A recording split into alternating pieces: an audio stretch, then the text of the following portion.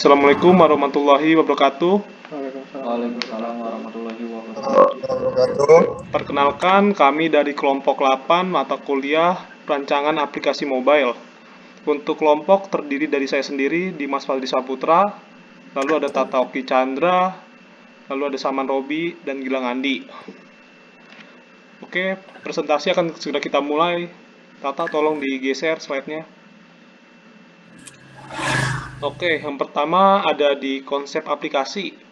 Aplikasi GoHealthy merupakan sebuah aplikasi karya anak bangsa yang dibuat dengan tujuan membantu masyarakat untuk menuju hidup yang lebih sehat dan seimbang, terutama di masa pandemi.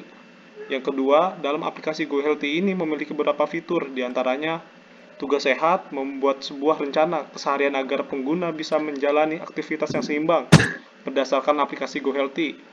Lalu ada konsultasi online, di mana fitur ini dapat menghubungkan antara pengguna dengan dokter. Lalu ada Gobat atau Goobat, layanan rujukan pembelian obat-obatan berdasarkan resep dokter. Lalu yang terakhir ada Maps, lokasi. Maps itu jadi kayak lokasi toko obat yang bekerja sama dengan GoHealthy. Oke, tak lanjut. Kemudian ada metodologinya, metodologi riset dari UI Research. UI Research yang digunakan terdapat 3 macam, yaitu observasi, pemahaman, dan analisis. Observasi yaitu sebelum melakukan penelitian tentunya harus didahului dengan observasi. Kegiatan yang satu ini bisa untuk membuat beberapa catatan yang bisa menentukan pola dari para pengguna. Kemudian pemahaman, setelah itu analisis. Perancangan kebutuhannya yaitu kerjasama dengan dokter, ada kerjasama pada apotek, kemudian bekerja sama dengan ekspedisi, juga maps untuk memberikan lokasi. Konsep arsitektur aplikasi bisa dijelaskan oleh Gilang Andi. Bentar. Terima kasih Tata. Saya akan menjelaskan tentang konsep arsitektur aplikasi ini. Pertama, user memulai aplikasi tersebut atau mengakses aplikasi GoHealthy.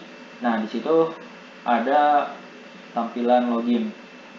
Nah, dia user itu bisa login kalau punya akunnya gitu. Kalau misalnya nggak punya akunnya, dia bisa register. Terus kalau misalnya login itunya true, dia mengirimkan data terus ke data user, baru ke tampilan utama. Kalau misalnya register yang tadi saya sebutkan, berarti ke register dulu. Nah, setelah di tampilan utama, baru di situ ada 4 menu. User akan memilih diantaranya konsultasi online dengan dokter, pembelian obat-obatan secara online, terus lokasi toko obat terdekat, ataupun tugas sehat. Tugas sehat ini seperti tugas-tugas harian untuk kita menjadi lebih sehat, misalnya push up dan sebagainya gitu. Nah, konsultasi online dengan dokter itu pertama, setelah dia mengklik atau user yang mengklik menu itu, dia melakukan proses payment. Nah, setelah proses payment baru ke konsultasi terhadap konsultasi dokter tersebut, baru selesai. Nah, pembelian obat-obat di sini, dia memilih obat-obatnya tersebut layaknya toko online. Nah, setelah dia memilih obatnya tersebut, bisa berdasarkan resep dokter ataupun bukan, baru ke proses payment, terus ke kurir, baru ke selesai. Kalau lokasi toko obat ini langsung ke Google Maps dengan menampilkan toko obat yang terdekat. Next.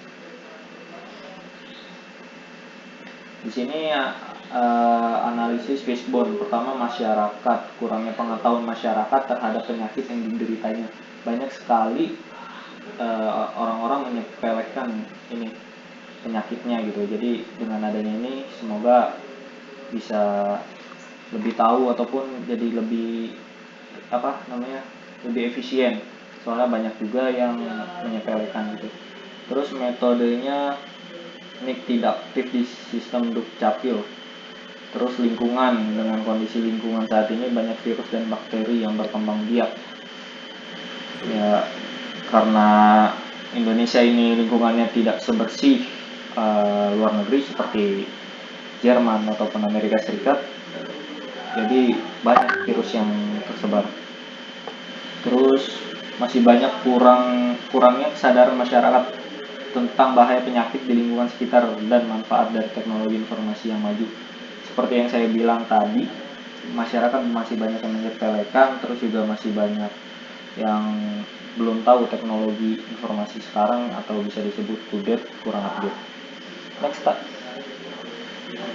Which picture di sini kurang lebih gambaran UI-nya, bukan UI, apa sih, susah agak dijelasin. gambaran dari aplikasinya itu ya Lang ya. Aplikasinya itu kayak Jadi flowchart kita dari pertama urutannya dia tampilan di, awalnya. dari login dia dikirim ke login. Kalau misalnya dia nggak punya akun, terus yang di tampilan atas itu tampilan untuk apa namanya sih, pendaftaran, register.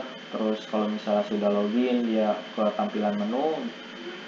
Di menu ini banyak proses-prosesnya, diantaranya pertama tugas apa namanya, sehat, terus konsultasi dokter, terus lanjut ke payment, baru ke apa namanya, konsultasi, terus pemilihan obat dan seterusnya gitu. Next, tak. Gua lanjutin ya. Oke, di sini ada kebutuhan fungsional.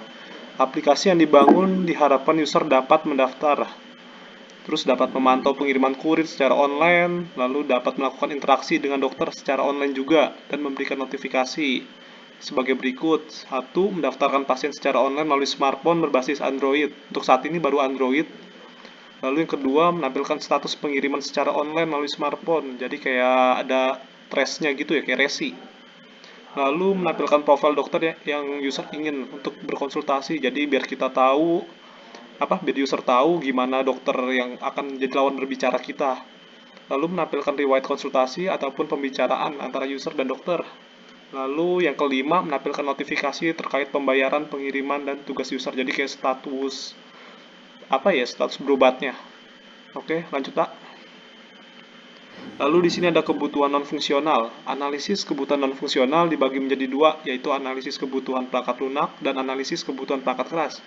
Analisis perangkat keras bertujuan untuk memudahkan proses perancangan dan implementasi dalam pembangunan sistem ini. Lalu di sini ada analisis kebutuhan perangkat lunak, mungkin bisa dibacain sama Tata. Ya, terima kasih Dimas. Analisis ini dibutuhkan untuk mengetahui spesifikasi minimum yang dibutuhkan untuk membangun sebuah software. Di antaranya adalah Android Studio minimal 2 versi 2, kemudian Java Development Kit minimal versi 8, kemudian SDK-nya versi 2,5 apa 25 ini Lang? 25. Oh, versi 25. Oke. 25.2 ya. Kemudian analisis kebutuhan perangkat keras yaitu ada prosesor smartphone 1,2 GHz, RAM 2 GB, ROM 16 GB. Kemudian sistem operasi minimumnya KitKat, berbasis KitKat ya. Oke. 4.4. Kemudian kelebihan sistem yaitu mempermudah user untuk melakukan transaksi obat tanpa harus keluar rumah, mempermudah user untuk melakukan konsultasi dokter tanpa harus keluar rumah juga. Adanya tugas-tugas kesehatan untuk user agar diharapkan user dapat lebih sehat. Adanya pemilihan waktu pengantaran sehingga lebih fleksibel, terintegrasi dengan e-wallet sehingga mempermudah transaksi. Kemudian peta lokasi apotek dan rumah sakit. Yang terakhir, karena merchant ini lokasinya random, jadi kita bisa memilih Yang terdekat dengan lokasi kita gitu ya. Yang terdekat dengan lokasi kita tentunya. Kemudian arsitektur proses BPMN ini bisa dilanjut oleh saudara Gilang. Ini tuh, terima kasih Tata. Ini tuh seperti yang saya jelaskan tadi, user mulai aplikasi, terus register, login, menu homepage, terus memilih fitur, diantaranya konsultasi dokter, pembelian obat, daily activity atau tugas sehat, terus maps dan rumah sakit dan apotek. Sepertinya kurang lebih sama gitu. Jadi next aja tak. Oke. Nah, Tampilan UI. di tampilan UI ini Ini menu utamanya ya Lang ya maksudnya Menu tadi ya. splash. Menu Menu splash splashnya. saat membuka Berarti. aplikasi ya. Nah, Oke. gantian. Bentar dulu, gantian. Antivirus free. Oh. Gua ini ya. Iya. Wait.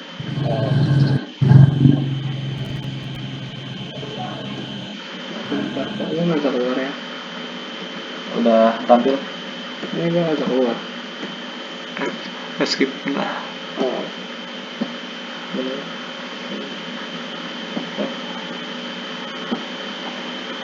Oke, sekarang bisa dilanjutin oleh Udah ya? Gilang ya. Tuh Ya. share screen-nya Lang, tolong. Udah. Di sini tentang aplikasi yang sudah kami buat tentang UI-nya melalui Figma. Kurang lebih seperti ini. Ini tuh splash screen. Jadi pas aplikasinya dibuka, dia memunculkan tampilan yang terlebih dahulu baru ke login. Jadi kayak loading screen gitu ya Lang Iya, ya. loading Proses screen. awalnya. Oke. Terus kalau si user nggak punya akun, kita bisa mengklik di register. Nah, kita register lah ya. Oke. Terus ke masukin user ID-nya dan Berarti passwordnya. itu kalau udah register kita bisa langsung masukin user ID dan Iya. passwordnya ya, lalu pilih login ya Lang ya. Iya. Oke, cukup jelas Tapi Lang. Kalau dia sudah punya user ID dan password, dia langsung aja terlogin. ya. Iya, Oke. langsung terlogin. Nah, di sini tampilan menunya. Jadi di atas ini kenapa ada 85% ini berdasarkan dari tugas kesehatan yang seharian gitu. Oh, jadi kayak target yang kita lakuin seharian itu ya, Iya, dari maksimumnya 100%. Jadi ini baru 85 targetnya gitu ya. Contohnya di sini. Nah, kan Taksnya banyak ya. tuh. Misalnya taking vitamin dan sebagainya gitu. Oh, iya ya. Jika selesai dia warna hijau. Kalau yang belum dia warna merah. Jadi Si merah ya. Jadi kalau misalnya ini dikerjakan semua, di atas ini 100%. Oh, akan naik sendiri otomatis ya. Oh iya. Terus di sini ada tampilan konsultasi dokter. Oh, jadi kayak ada pilihan dokternya ya. Ada dokter si A, B, spesialis apa ya. Spesialis. Di sini juga bisa ratingnya dan sebagainya gitu. Terus contohnya dokter 1, terus ke pembayaran ini. Lanjutkan pembayaran, baru ke sorry Lang, tadi di back dulu Lang, coba Lang metode pembayarannya deh. Di sini ada transfer itu, ada Oppo, GoPay, Alfamart, Indomart gitu ya. Iya, kurang lebih seperti itu. Terada konfirmasinya. Oke, lanjut Lang. Lanjutkan pembayaran, baru ke konsultasi dokter. Oh, jadi kita bayar dulu ya, baru bayar bisa. dulu. Jadi kita bayar di awal ya. Iya, kalau konsultasi dokter. Oke. Terus ke obat. Ke obat ya sama kayak kurang lebih toko online yang beredar sekarang gitu, kayak Tokopedia, Bukalapak dan sebagainya gitu kan, ataupun yang lain lah. Kita klik, isinya ada, masukkan keranjang. Nah, setelah itu misalnya obat yang sudah kita pilih gitu kan, ataupun kita masukkan keranjang, kita klik keranjang. Nah, di sini biasanya kami akan menyediakan promo gitu kan untuk para user ataupun dan sebagainya gitu. Terus lanjutkan, pilih pengiriman dan sebagainya, alamat, terus ke pembayaran, lanjutkan pembayaran, baru ke kurirnya. Oh, jadi di sini ada live location-nya ya. Kurirnya tuh udah nyampe mana, jadi kita bisa mantau terus ya. Iya, soalnya ini dikirim dari apotek terdekat yang memakai aplikasi kita juga. Jadi ada aplikasi untuk user dan aplikasi untuk ini nanti. Langganan. Jadi ada lokasi. Jadi lokasi kita di sini, ntar mana yang terdekat dengan kita, si aplikasi otomatis akan mencari ya. Kayak aplikasi sebelah ya yang bisa nganter makanan itu ya. Oh iya, kayak aplikasi sebelah. Oke. Kayak Halo. Ya, Bapak Saman. Kayak aplikasi Halo. Oh iya, kayak aplikasi warna merah ya. Iya. Di sini kurang lebih mapsnya seperti ini. Jadi yang terdekat akan ditampilkan gitu kan. Misalnya di sini Jalan Muhammad Tamrin dan sebagainya gitu. Buka dari jam berapa ke jam berapa gitu. Kurang lebih seperti ini. Berarti misalkan apotiknya tutup nih yang terdekat dengan kita, maka akan dialihkan ke apotik lain ya yang terdekat juga ya, seperti itu ya. Oke. kurang lebih Kalau misalkan itu apoteknya lang yang harga obatnya itu yang di sini segini, yang sana di sana, bisa nggak ada perbandingan harga di situ? Mungkin Ini kalau harga sih harga sama ya, saudara, sama untuk Iya. harganya, tapi mungkin ada perbedaan di ongkos kirimnya. Karena kan jaraknya lebih jauh. Mungkin hanya beda di situ. Kalau harga sih kita sepakat sama. Jadi kan kita udah kerjasama dengan setiap apotik gitu loh. Jadi Berarti udah yang nentuin regulasi harga dari harganya. kita berarti. Gimana? Yang nentuin harga obat-obatnya dari kita, bukan dari Iya, apoteknya. kerjasama bareng. kerjasama bareng kita kan ada Kerjasama bareng. nego-negonya. Oke, baik. Oke, lanjut. Kurang lebih seperti ini. Jadi saya lanjutkan kembali kepada teman saya, Tata. Iya. Silakan. Stop saya. Oke, Tata silakan present lagi ya. Sebentar ya. Iya.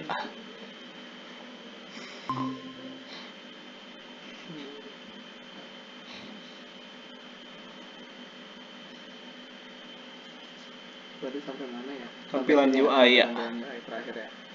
Kemudian ada sebentar. Ya, di full screen dulu Tata. Di Hmm, hasil asesmennya. hasil assessment. Oke.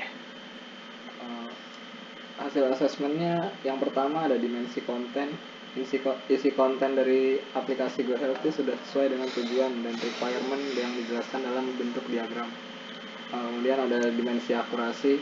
Keakuratan aplikasi ini juga tergolong cukup baik karena aplikasinya sederhana. Aplikasi ini berfokus pada konsultasi dokter dan penjualan obat.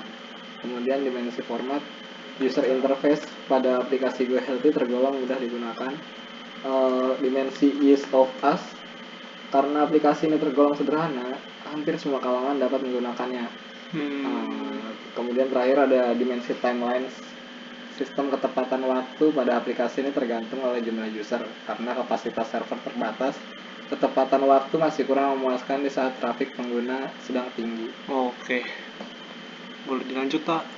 Di sini hasil surveinya ya, Tak ya? Iya, di sini hasil surveinya dari survei sebelumnya yang kita lakukan pada kurang lebih 50 orang ya, Dim. Iya, 50 orang 50 secara orang random ya. secara random itu menunjukkan bahwa surveinya berapa orang? 5 orang ya. Untuk hasil surveinya ya terlihat seperti di layar ini ya. Untuk angkanya ada di Iya, bagian bawah.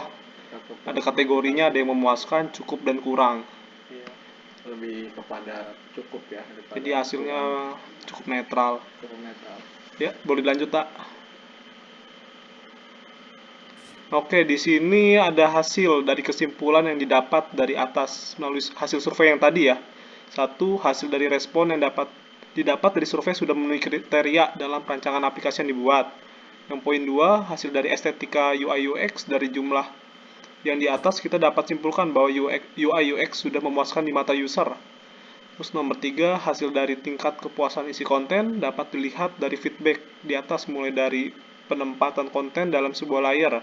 Lalu ada isi penjelasan dari konten tersebut sudah dapat dimengerti dengan mudah oleh setiap user. Lalu yang terakhir ada hasil dari tingkat akurasi aplikasi. Dari jumlah feedback yang di atas, jumlah memuaskan dan cukup hampir sama karena di dalam sangat jelas isi konten, akurasi penempatan konten dalam suatu layer.